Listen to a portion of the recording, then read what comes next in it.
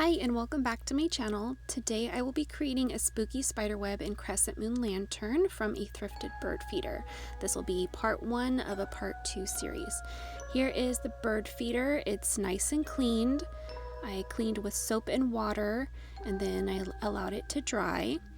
And then now I'm going in with some wood conditioner and I'm allowing that to soak in for a minute before I wipe off any excess, and then I allow it to fully dry for, I believe it was 20 minutes. And now that it's all dry, I'm taking these strips of wooden veneer and I'm going to go along and size them up, just a rough size with my finger, and I'm cutting what'll be 4 strips for each side.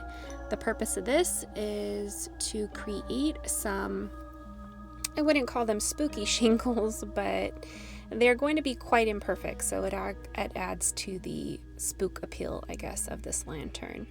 So I'm just sizing those and then cutting a total of 8. And after they are all done and cut, I will go in with some more wood conditioner.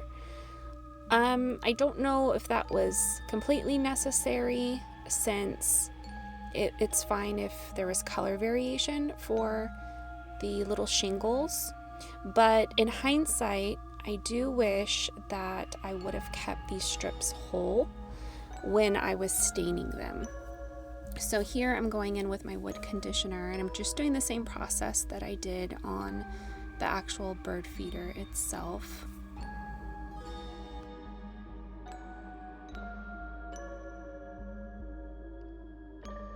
Once these have a chance to dry for the allotted, I think it was 20 minutes, I went in and I just did rough snips on all of them.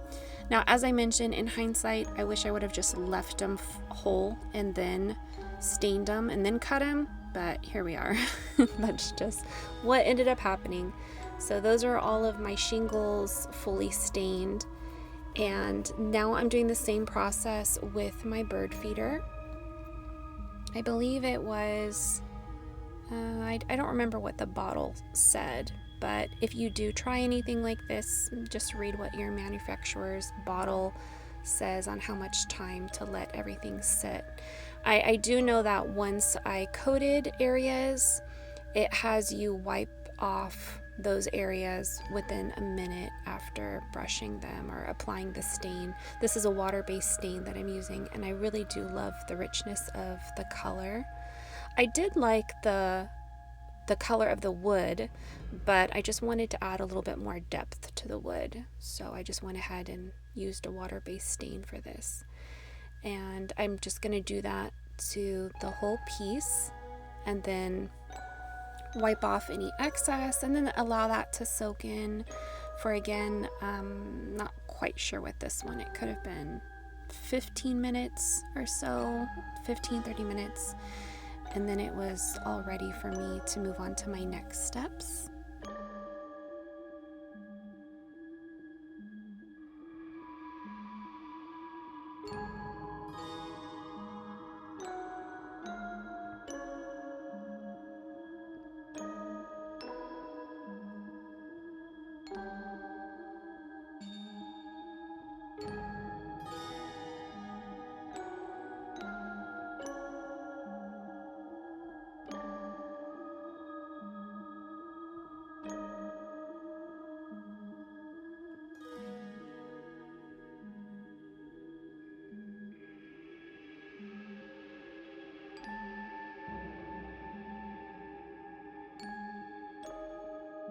Here is the bird feeder all coated and it's dried now.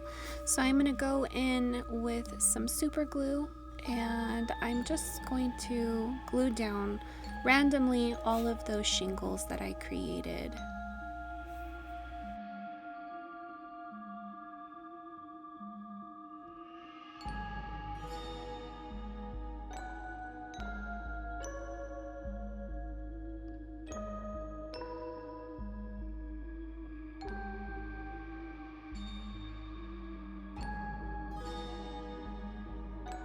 Here's everything all done, and I did have a couple scrap pieces and I use those to overlap certain areas just to give it some, I guess, some quirkiness.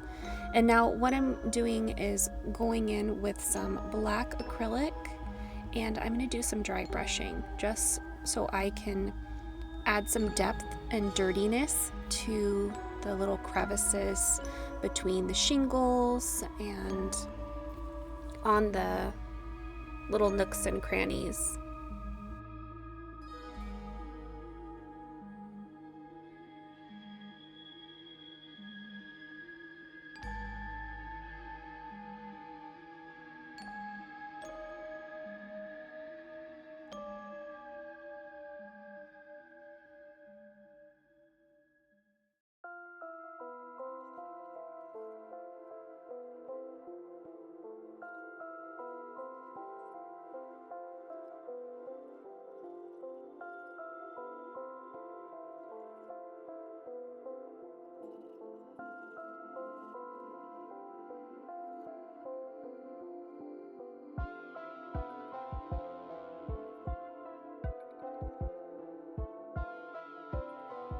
So right here, I do end up taking a pretty worn out smaller brush that I have that I like to use when I am blending little areas, and then I'm just going in these crevices, and then I'm alternating with this fluffier blending brush that I have.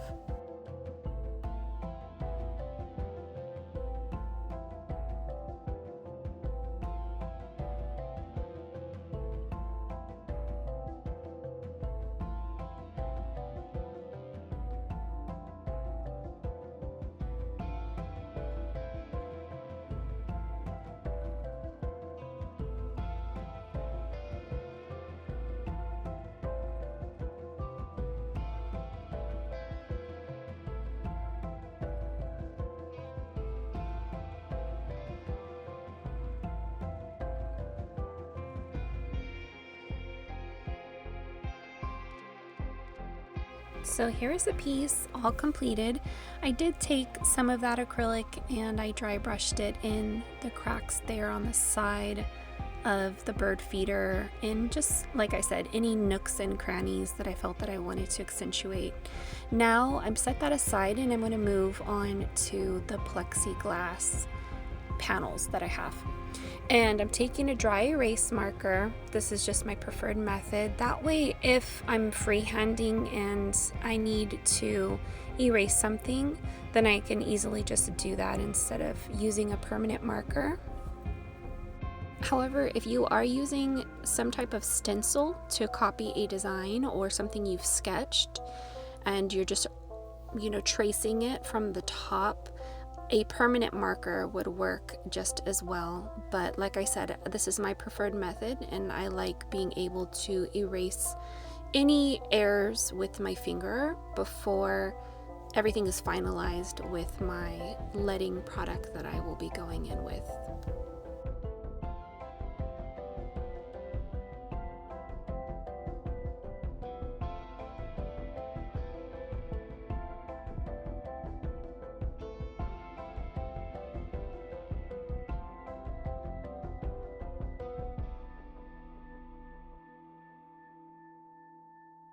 Now that I have the two panels all traced, I'm going to go ahead with my gallery glass. It's a leading paint, and I'm going to trace my stencil. I'm going to do that for both of my two pieces of plexiglass that I have.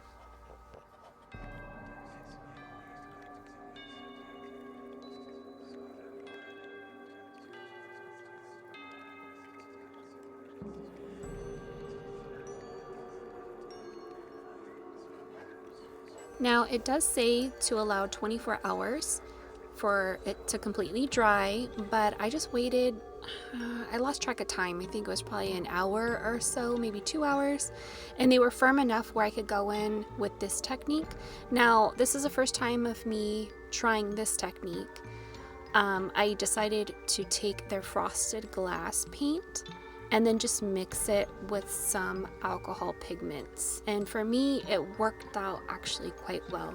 If you have watched my faux stained glass raven video that I have, then that technique was different. I just experimented with just white glue and then with the alcohol pigments. But this one was quite nice. I don't know which one I actually preferred, but I did like the look of this one, but I also like the look that I achieved on my stained glass. So I'm just going in with a caramel ink color, and it's like a orangey brown almost. And I loved it because once the light is shining from behind it, it looks very fiery, I guess. And that's just a look that I really loved.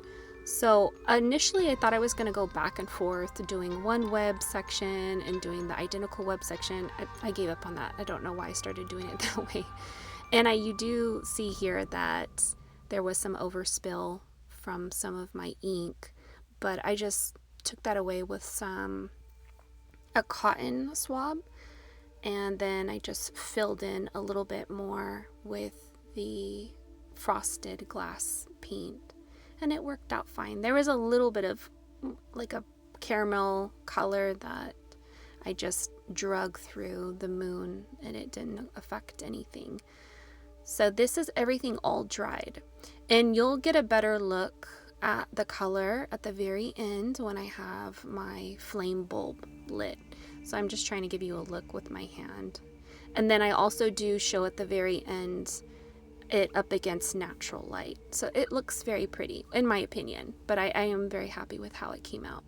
So if you're ready for the reveal, here it comes.